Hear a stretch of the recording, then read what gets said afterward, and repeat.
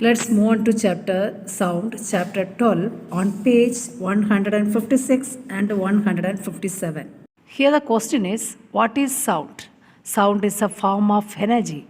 There are two types of wave, that is longitudinal wave and transverse wave.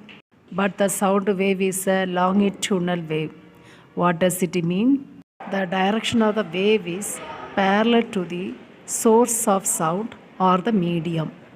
For example, if you stretch a spring, it moves along the direction of the source of medium. That means along the direction of the spring, it moves up and down in the wave motion. This type of wave motion is called longitudinal wave. So we can conclude that our sound, the sound produced by us, is a form of energy which travels along the longitudinal wave motion. Sound also travel in all the medium.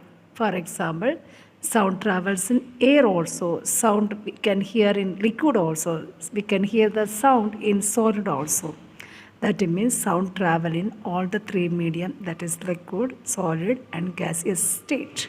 But the speed of sound varies in all these three states, liquid, gas and solid states. Sound travels faster in solid and the speed of sound is very low in gaseous state or air. So sound travel very slow in gas, then little speed in liquid and very fast in solid. We know that when we vibrate something, when we vibrate an object, what will happen? Sound will be produced. So sound is produced by vibrating object. If you vibrate the stretched rubber band, we can hear the sound. That means vibrating object produces sound. Also, there are three important factors which are required for this sound to propagate. They are source of sound and the medium through which the sound travel, and third, there should be a sensor. Of course, our ear is a sensor. Our ear immediately identifies the sound and decode the sound. Such impulse is directly passed to the connected to the brain through the specified nerve is called sensory nerves.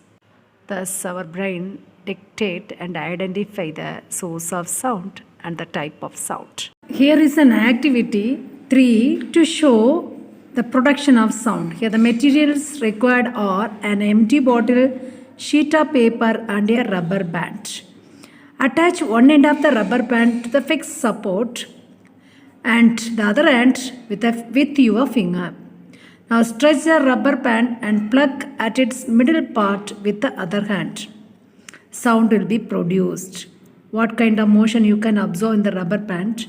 It is a kind of vibratory motion. That means to and forth or to and back movement of motion is called vibratory motion.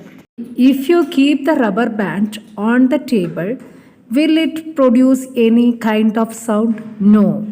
So what made to create sound? Only vibrating object. The things which go for vibration, they produce sound. So what do you conclude? The sound is produced by the vibrating object. The next activity is 4 to see how sound is produced. Here the materials required are a bicycle with a bell.